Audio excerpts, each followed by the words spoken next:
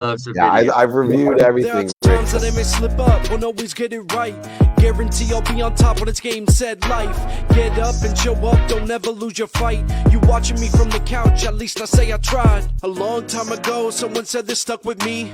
Passion without action will only remain a dream. Keep positive, motivated people on your team, cause other negativity can kill your self-esteem. Believing is powerful, but sadly so is doubt. So you can choose which way you wanna go, which route. The mind that controls the body can beat anybody, and gotta be all in, don't treat your dreams like a hobby. And if you practice on your day off, won't have an off day. Talent alone won't get you there, still got a long way. Gotta take big risks and big steps to strive. Wanna be the winner when it's game, set, live. Whoa. Whoa. Welcome to Game Set Life. I'm David Meltzer, and here with the incredible co-host Rick Macci for Game Set Life with Macci and Meltzer. Rick, thanks so much for joining me every single Tuesday, which is now both of our favorite day. No, I love it. I got to jump in here right away. I've gotten so many email and texts and people talking to me in person how much they love the show. There's so many gold nuggets and gems and diamonds, and they think you're amazing. So the message is getting out there, and when people come back and make an effort, you know we're breaking through a little bit. So it's the best feeling in the world. Yeah, well, the comments that I'm getting is, why the heck do you have so many high-level guests coming on when you and Rick could just talk the entire time? I said, we have to have a little bit of ambiance, a little bit of a difference, and I think part of the benefit is, you and I have such extraordinary relationships, and to have people just like today from all industries, all careers, Hall of Famers or future Hall of Famers for some of the younger people. But I'm just so excited every Tuesday to learn myself as it is. One of the things I wanted to start with is somebody asked me about leadership, and you're one of the world's greatest leaders, but you've coached some great leaders as well. And part of leadership is an intelligence, and that intelligence incorporates what I call intellect. To be a leader, you actually have to know what you're talking about, have a great knowledge base.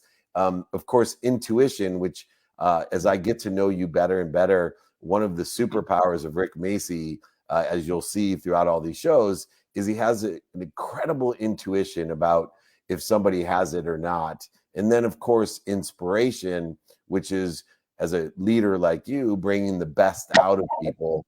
And that's how I incorporate intelligence. Now, there is an idea of being an intelligent follower is truly a leader. And there's three types of following that I found, Rick, when I'm teaching people in the business world, in the realm of entrepreneurship and media.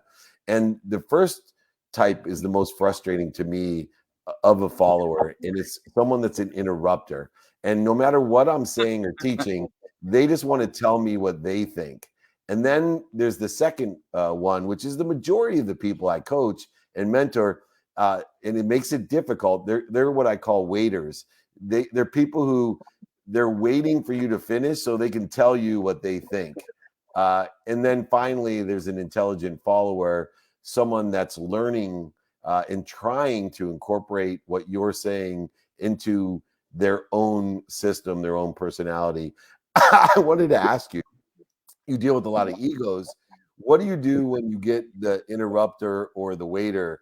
And I know you know when you get them, and sometimes it's frequent, but what do you do when you have that type of resistance?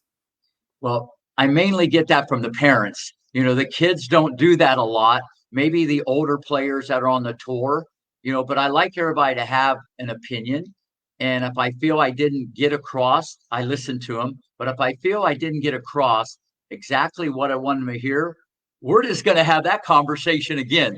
I'll just kind of beat the drum till I feel it sinks in. So there's no use arguing with them. They're going to do what they're going to do because everybody's a creature of habit. They're dialed in the way they're dialed in.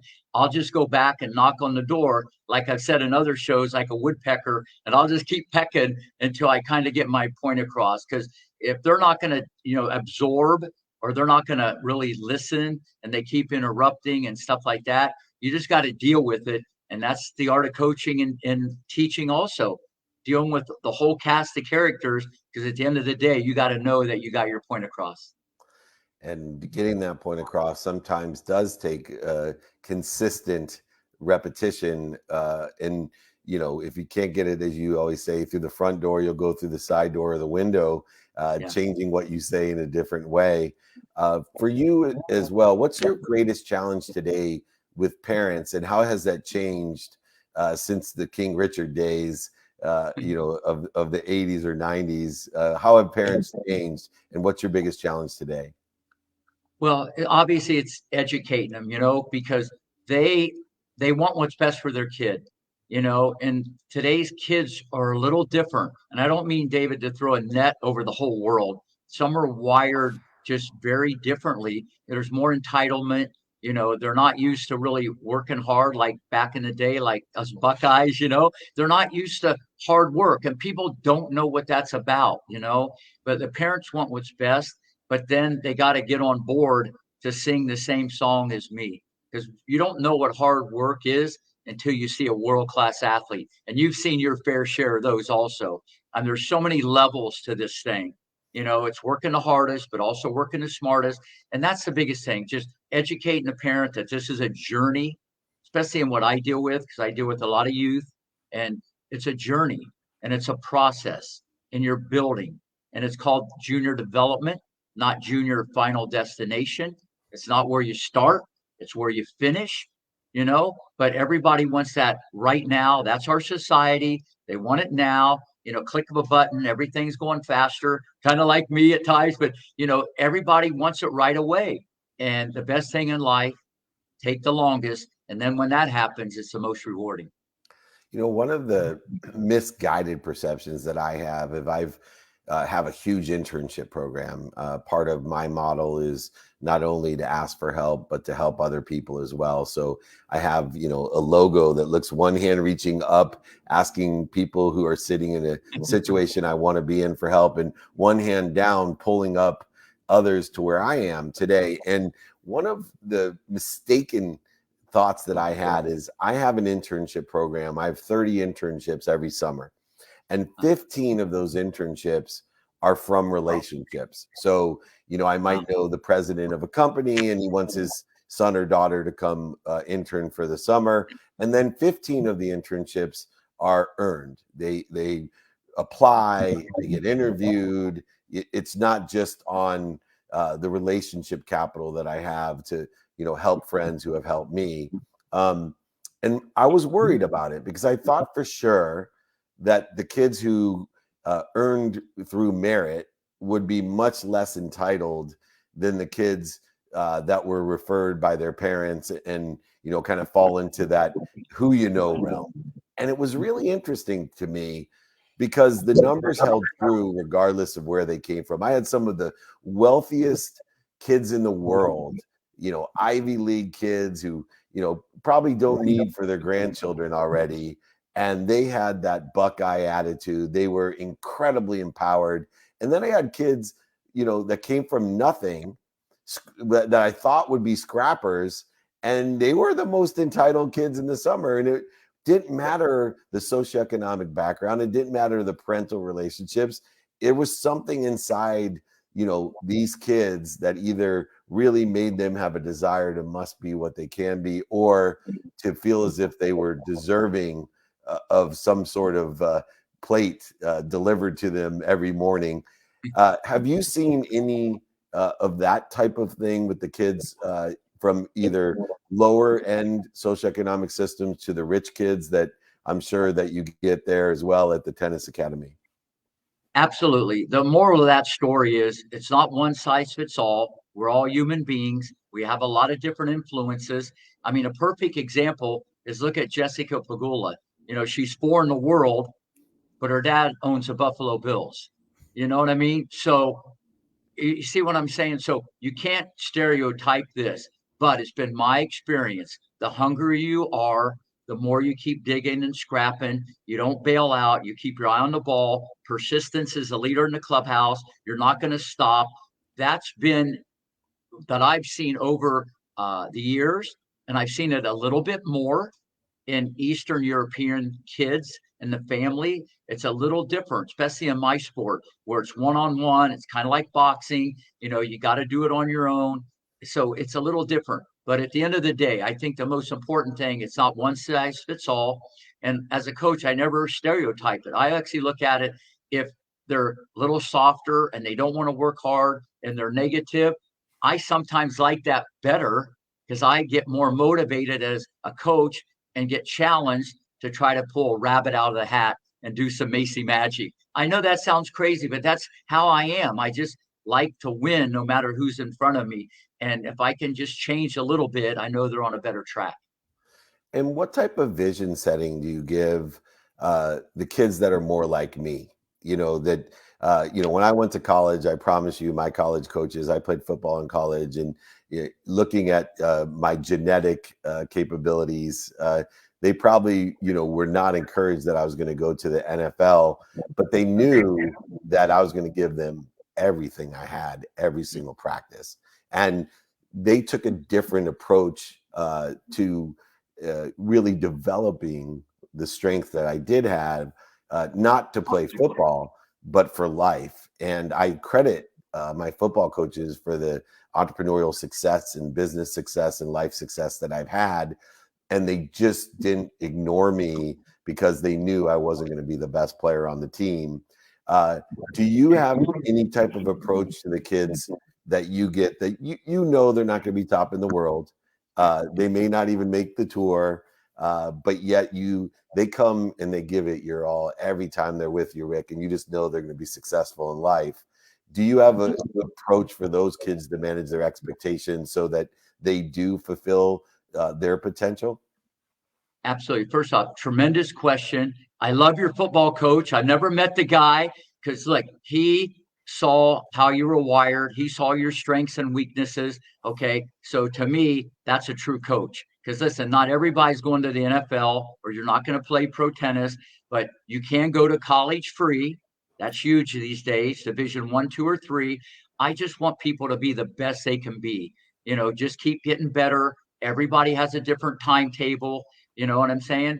I mean, I would have never thought in the beginning Serena was going to be better than Venus till she got about 13. She was a little prankster, messing around, not locked in. And then as she got older, she locked everybody up. So at the end of the day, I don't look at it like that. I want the people just to be the best they can be. It starts with attitude. You run for every ball, no excuses. And what I do is there's so many life lessons. It's kind of like an entree of technical and biomechanic and strategic and footwork, but it's more about, the game of life that's wired into my coaching, and it always has been. And this is what comes back to me, which has been the most rewarding. It's not the Williamses or Roddick or Capriati. It's the people that have just got a different work ethic, and they've looked at the world through a different lens. And I wasn't trying to do it. That's the best feeling in the world. And I think the passion that I put into others has been my real calling. Absolutely. And do you have a Rudy story of, someone that may not have made it very far, but today in life, is someone that, you're proud of from what they learned on the court that they're utilizing off the court? I got hundreds of Rudies, but I don't want to say any names because some people are going to text me later. Why didn't you mention my name? Why didn't you mention my name? I get that all the time. But no, Dave, there's so many of them. Okay. And as a result, their kids train with me now. I train them and their kids train with me now, because they want their kids to be around that environment. They know they're not going to play on the pro tour, but they can get a nice college scholarship. But just the words of wisdom that they're going to get through the teaching, to me, has been the most rewarding thing. Yeah, and talk about rewarding. We have another Hall of Famer coming on. You think that Rick Macci and I have worked with the spirits of excellence, the biggest names around. And, there's nothing like Moon, Aikman, Steve Young in football. And there's nothing like Serena Williams, Venus Williams, and Capriati and Roderick in tennis.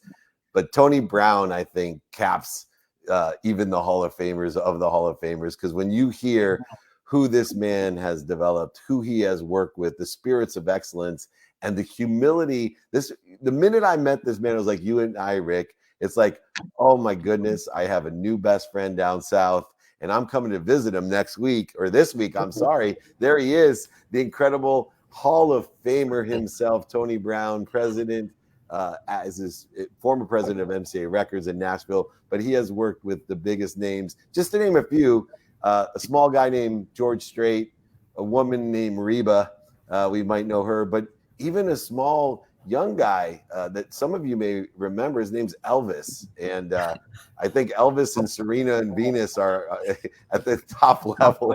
But Welcome, David, Tony Brown.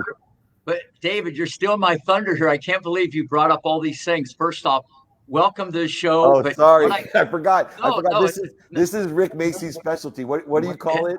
Common thread? No, there's common threads that we have with everybody on the show. And when I saw it like a music producer, I'm going, this could be interesting, but we might have more than anybody. So first off, you work with the king, Elvis, and I work with the queen, Serena. There you go.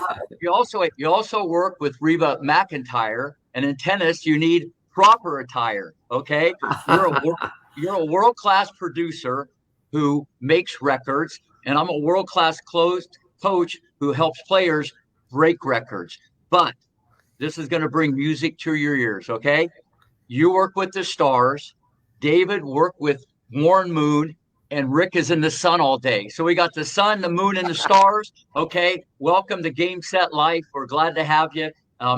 It's an honor. And I get to see you both on Friday, right? I'm going to be there. I'm hoping Rick can come up to Nashville. It's not a big flight, but I'm coming for sure, and you get to meet some of my family. I hope he comes too, but I want to meet you, man, because when you talk about me, you make me feel like somebody. you are, and you're somebody because you make people somebody, which is really nice. And even currently, Drake Milligan is someone you're working with, and he was a finalist on America's Got Talent and launched his big release on September 15th, and so many others. You know, we were talking about this entitlement that people have, and I'm someone that learned entitlement because I had entitled myself. I made a lot of money when I was young. I came from nothing, and I see in music and in sports the same thing happen to people that come from nothing and then have everything, not only that they've dreamed of, but other people have dreamed of. You know, how do we stop that process, as you name some of those humongous stars out there, Tony, to keep the humility that really they possessed at an early age when they receive so much attention, money, fame, all the things that can destroy our humility?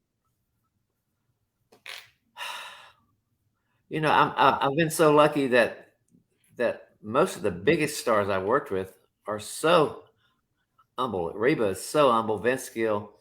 Hell, even Elvis, people say, what was he like? He totally was the person you hoped he would be. He was really a Southern, good old Southern boy, and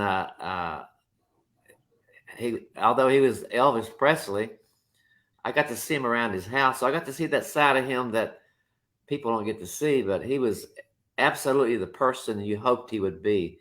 Because I know, surely, I've met some of my heroes who were disappointing. Yeah. I used to have a partner named Tim Dubois. He said, when artists are young, they're so cute. When they're brand new, they're so cute. And then they change. But I've been so lucky that George and Reba and Vince, hell, even Lionel Richie. When I'd met Lionel, but when I finally got to work with him, I felt like I'd known him all my life. He's that kind of accessible person. And I've just been lucky to work with some great people. There's been a few exceptions. I won't say who they are, but there's been a few exceptions. Like one time, one of my artists, I was at a restaurant, a really nice restaurant, and he got pissed off at me because I was refusing to let him have the album cover he wanted. He threw his steak at me. And I said, "Why did you do that?" He said, "Man, people expect me to treat you that way. You're the record guy." I went, "That's not a good answer." No. He said, "I'm the artist. They expect me to do that." I said, "No, they don't. It's not cool." Yeah. But it's funny you say that, Tony, because one of the things with young athletes that we actually articulated to them is the exact opposite. When you show up as someone they don't expect, meaning that most people have a diva type of expectation of the biggest stars, and be conscious of being aware that you really can make an impact when you're exactly the opposite of what people expect, meaning humble and gracious and kind and all the things that they don't expect from the biggest stars in the world. It has exponential impact. So I think it's interesting that people have that moniker of, hey, we expect you to be a big shot, but it gives you more of an opportunity to be humble. But I've learned how to deal in like those situations where a person's a diva. It doesn't upset me. It kind of like, it reminds me of a Saturday Night Live skit or something. Like, nobody would believe this, and I just deal with it. And not that I like it, but I sure prefer humility any day of the week. Yeah, let me just back up a little bit. What was it like being in Graceland and with Elvis? You played the piano back in the day. Can you share with everybody just that experience? Because actually, my first job at the Elvis was a group called Voice that he put together just to sing gospel music around his house. And then the last job I had with them was with the TCB band. When Glenn D. Harden left to play with Emmylou Harris, I replaced him. But my first year with Elvis was just to be around his house. And we never went to Graceland, but a couple of times. We usually went to Palm Springs and Beverly Hills. And in fact, if you do some research, he spent more time in Palm Springs than in Graceland. He really liked that place out there. And it was usually just Elvis and us around in the living room talking about gospel music, and it was totally non-celebrity star-like. It was really very normal. A couple times I went to Graceland, and we went there one time, and I got to experience one of those at 3 a.m. Let's go to a theater and see a movie. We all pile in the cars and go down to this theater, and there's everybody. They're popping popcorn. They're all dressed in their little outfits, and we go in to see this movie. We sit down, and it's featuring what was his name? I can't think of the name of the star, but it was a star that had just taken Sheila Ryan, was one of Elvis's girlfriends there for a brief moment, for like 15 minutes. And Sheila Ryan had decided to date this movie star that was starring in this movie. And as soon as his name came on the screen, we were up and out. Wow. And my first thought was, oh man, those people got all dressed up and stuff. Poor people. But then I thought, you know what? They have a story to tell. It's a funny story. Elvis comes in and stays 5 minutes and leaves. And like, they got that Elvis moment that most people don't get, So yeah, well, you speaking of moments though, Tony, you have this extraordinary book, and it's interesting because with 4 Grammy Awards, all the different things you've been honored for, 100 or more #1 singles, you've yielded hundreds of millions of dollars in album sales, but you've created a book that captures snapshots. And I talk about people giving a meaning to your past, and it's hard to change a snapshot of what people think of you. And we all have different snapshots. I prefer to forget the ones when I was 19 years old, and I prefer the 55-year-old David Meltzer over the 19-year-old David Meltzer. But how did you choose the 150 pictures that are behind the scenes? You've had such an extraordinary career over 40 years. I would think the hardest part of your book, which is amazing, by the way, and it's called, by the way, Elvis Straight to Jesus book. And but how'd you choose the pictures? Because it must have been insane trying to do so. Well, before I answer that question, I'm just so excited I get to meet you in person. It's so cool you're coming to my house. So cool you're coming to my house, man. I love it. I had flown to New York to talk about doing an autobiography, and everybody said, man, your story is so interesting, but nobody really knows who you are because you're not a celebrity, and it wouldn't sell any books. It would take you 6 or 7 years to write an autobiography. So I came back to Nashville and I told my manager, Melissa Core, I said, if I do a book, I'd do a coffee table book because I could tell my story with pictures easier than text. So I picked people, like 40 people at intersections of my life where when I met them, things changed. Something happened, like because of them, this happened. And so I went through my whole life that way. And I pretty much involved every artist I worked with that were my biggest artists, like, Steve Earle and Lyle Lovett and Strait and Reba and such. There's a lot of artists that are not in there that I produced, but the artists that are in there are things that made a difference. Like when I signed Steve Earle, Jimmy Bowen thought I was crazy, and that record took 10 years to go gold. But to this day, I think that record really defines me as a producer. Rolling Stone recently had the best 100 records of the 80s, which included Thriller and Peter Gabriel and Born in the USA. And that album, Guitar Town, was in that group of records, which makes me realize that sometimes the records that make the biggest impact don't sell the most, I mean, I did my first Strait record sold 6 million. My first Winona record sold 6.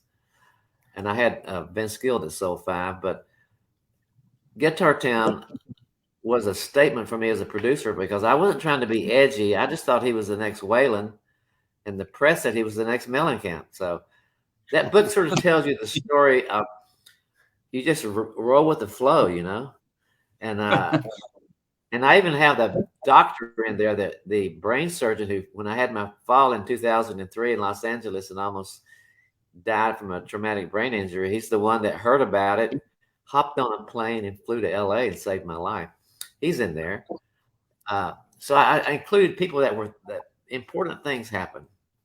And it just tells a story. And so I took a current picture of everybody in this chair at my house so they can see how they look. For instance, like William Lee Golden from the Oak Ridge Boys. When I played with the Oak Ridge Boys and they were gospel, he looked like Warren Beatty. And now he looks like Leon Russell or Rick Rubin. So I wanted them to see then and now. I try to look the same.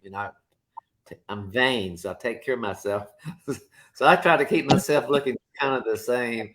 But there's people in there who really changed during the writing of this book. Listen, you've had like an amazing career. What would you say would be the most pivotal thing ever in your career? Besides Game Set Life today, I know that's a game changer for you, but what would be the most pivotal point in your career? Because it's truly amazing. It would have to be playing with Elvis, and for 4 or 5 years there, I used to get really not mad, but I get frustrated because somebody would say, I'm going to ask you an Elvis question. I said, well, go ahead, because that seems to define my career. But as I look back on it, because of that job, I met so many people. Yeah. And it sort of, as a musician, it raised my status. People thought I was better than I actually was. Playing with Elvis is not as complicated as playing with Michael Jackson or Celine Dion. You just did a lot of banging, and you have like a 15 piece horn section, 20 backup singers, 10-piece band. And most of the songs are 3 or 4 chords. And all you got to do is just hang with Elvis. So, but that gig really opened a lot of doors for me. And so I am now totally proud. And people always say, what was the most special moment of playing with Elvis? And I always say, every show, every night, the 2001 Space Odyssey, that intro, which is the best any star has ever had. We do that, he walks on stage, and then the flash bulbs are crazy. And then Ronnie Tutt goes into that jungle beat, and we do CC Rider. And it's like you're strapped in a race car. And then the second song, he does that, and you do Teddy Bear. And then you hang over the rest of the show. And then the only other intro I had was the last song, I Can't Help Falling in Love. So as long as I could do the intro to Teddy Bear and I Can't Help Falling in Love, I had to strap myself in and ride with Ronnie Tutt on the drums. I mean, Ronnie Tutt was a monster drummer that played with Elvis. And, he was the engine behind Elvis's music. And the last 2 shows, it's interesting. The last 2 shows that Elvis ever played, Indianapolis, Indiana, and Cincinnati, Ohio. Ronnie Tutt had a death in the family, so the last two shows, the drummer was Larry London, who played with me in the Cherry Bombs. He weighed about 400 pounds, and he's the only person that could have stood in for Ronnie Tutt, because the drummer, that's the engine for Elvis's music right there, you know. And so somebody sent me a picture, and from June the 26th in Indianapolis, and I saw Larry London's head, and I was going, that really is from that night, because that's Larry London on the drums. But playing with Elvis was just to be worthy of playing in that band. I mean, James Burton, the guitar player, is in the Hall of Fame, Rock and Roll Hall of Fame, by himself for playing with Ricky Nelson. Ronnie Tutt played on Billy Joel, so many records. Jerry Sheff, the band was so awesome. Playing with Elvis definitely was cool, but playing in that band, it gave me a sense of like, I'm good enough to play in this band. I'm okay. And then after I left that band, because Glenn D. Hardin left to go with Emmylou Harris, he quit Elvis for Emmylou. When Elvis passed away, I come home like, now what do I do? I get a phone call. Glenn D has quit Emmylou and gone with John Denver. So I go there. And that's where I meet Rodney Crowell and Roseanne Cash and Ben Skill. It's all like a sliding doors, you know, and everything led to another. And then when I finally decided to quit playing as a musician, I told David Briggs, who was the other keyboard player with Elvis, who's in my book, by the way, David Briggs. I said, I want to get a real job. And he got me a job with RCA Records as an A&R person. I started there, moved to LA to be a pop A&R guy. Did not work. Moved back to Nashville, stayed there a year, signed Alabama. Had no idea how big they would be. But because of that, Jimmy Bowen, who was taking over MCA, stole me away from RCA because I had signed Alabama and thought, I'll steal their A&R guy. And he said, I'll train you to be a producer. And he did. So every decision I made some good decisions. And then, when Jimmy Bowen left to go to Capitol Records, I inherited Reba and George Strait. And I was so lucky that my first record with Reba, she said, do you like the song Fancy? I said, I love it. She said, Jimmy Bowen would never let me cut it. Will you cut it on me? I said, hell yeah. It's the biggest, it's only a top 10 record, but it's the biggest hit she ever had. And then the first record I did with George Strait was Pure Country.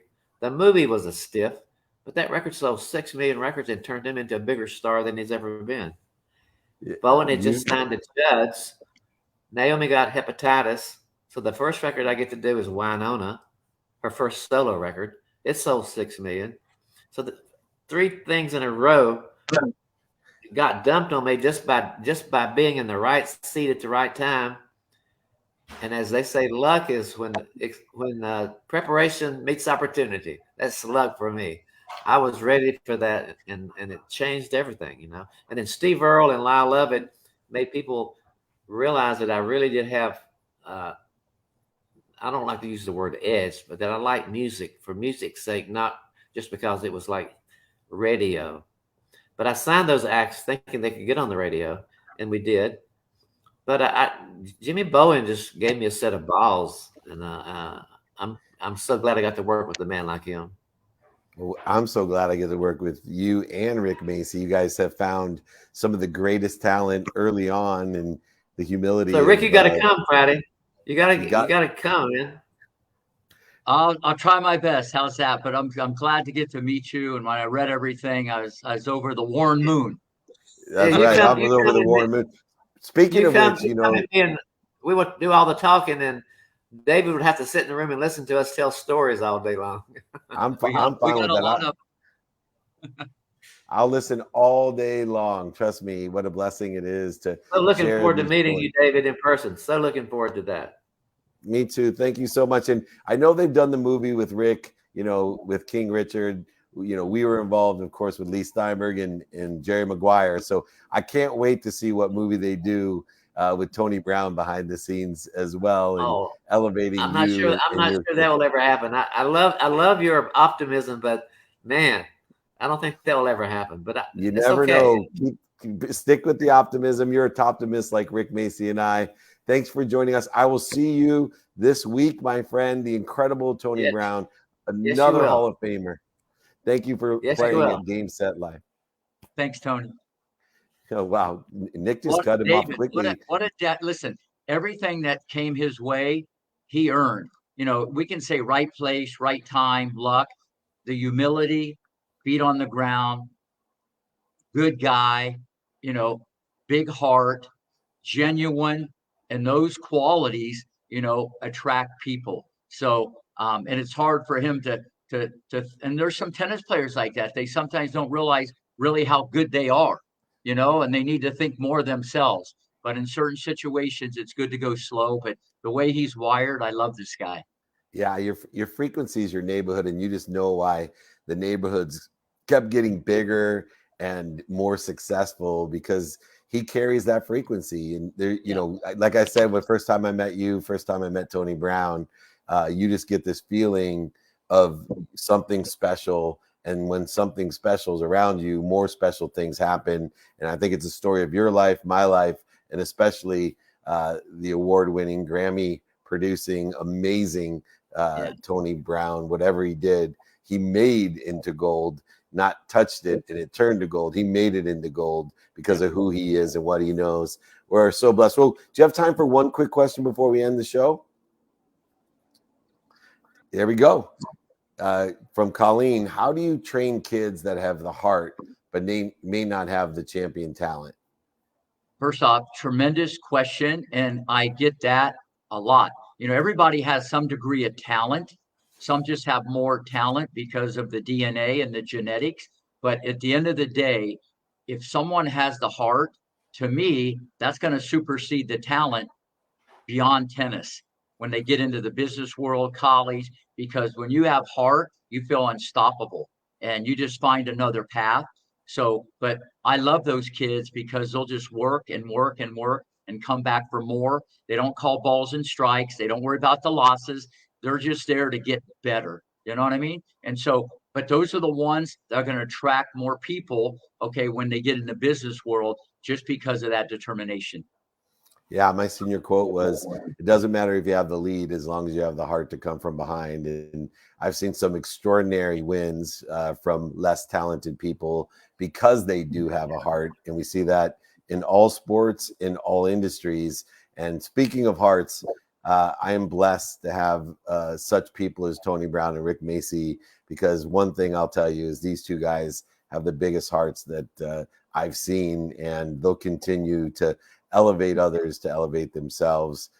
Rick Macci, thank you so much for teaching us Game, Set, Life. Tony Brown, thank you. If you're listening out there, we appreciate you. But David, since it's about Elvis, should I just say thank you very much? You got it. So there we go. We got Elvis today. Nice. I'm a big Elvis fan for good reason as well. I can't wait to get to Nashville, and hopefully you can join us, but if not, I'll send you some pics of Tony and I can't wait to see him in his home. Rick, we'll see you next week, and catch Rick Macci. He has incredible content. He has incredible things coming out. You just wait. There's so much in the pipeline with Rick Macci. I'm blessed to have you here with me. This is Game, Set, Life with Macci and Meltzer. Thank you, Rick. Later, Dave. Later. Okay. Have a good evening. All right. Thank you.